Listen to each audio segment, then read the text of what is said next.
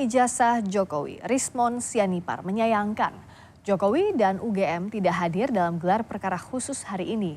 Rismon menegaskan apa yang disampaikan Bareskrim sebelumnya merupakan keputusan prematur lantaran bukti dan fakta yang dihadirkannya hari ini mematahkan pernyataan Bareskrim sebelumnya.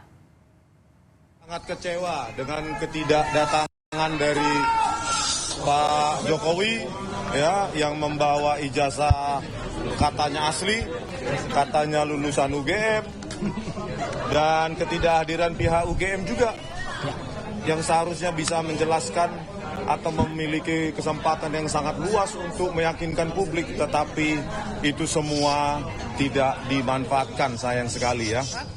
Kami jelaskan tadi bagaimana menganalisa lintasan stempel, kok nggak ada, kok nggak ada itu kanal rednya, padahal harusnya stempel.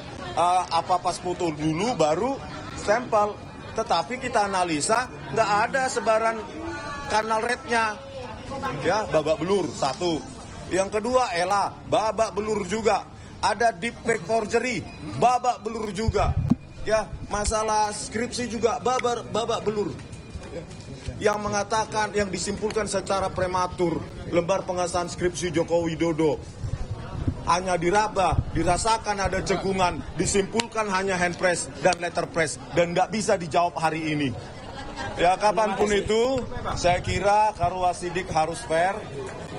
Banyak sekali celah-celah yang mengatakan bahwa kesimpulan dari forensik Bareskrim Polri yang diumumkan oleh Dirtipidum itu sangat-sangat prematur.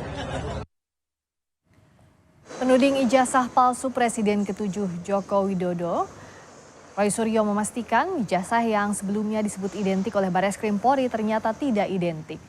Roy menegaskan hal ini terungkap usai membawa bukti dan fakta saat gelar perkara khusus ijazah Jokowi berlangsung.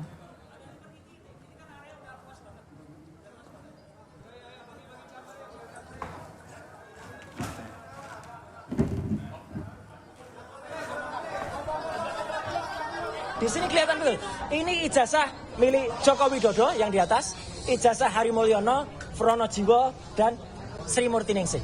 Apa yang bisa teman-teman lihat? Perhatikan saja di sini. Ini udah huruf A, ini ada logo. Ijazah nomor 11-17, Sri Murtiningsih, huruf A-nya masuk. Ijazah milik 11-15, Fronojiwo, huruf A-nya juga masuk. Saya yang kepotong, ijazahnya milik Hari Mulyono, huruf A-nya juga masuk. Ijazah milik Joko Widodo 11-20, huruf A-nya dalam bahasa Jawa mencotot. Mencotot itu artinya keluar. Jadi tidak identik. Catat saja, ijazahnya Joko Widodo mencotot, mencotot itu keluar. Artinya tidak identik. Hasil uji ELA atau error level analysis menghasilkan ijazah Jokowi menunjukkan error pada bagian logo dan pas foto. Artinya pas fotonya diganti, logonya diganti, dan lain sebagainya.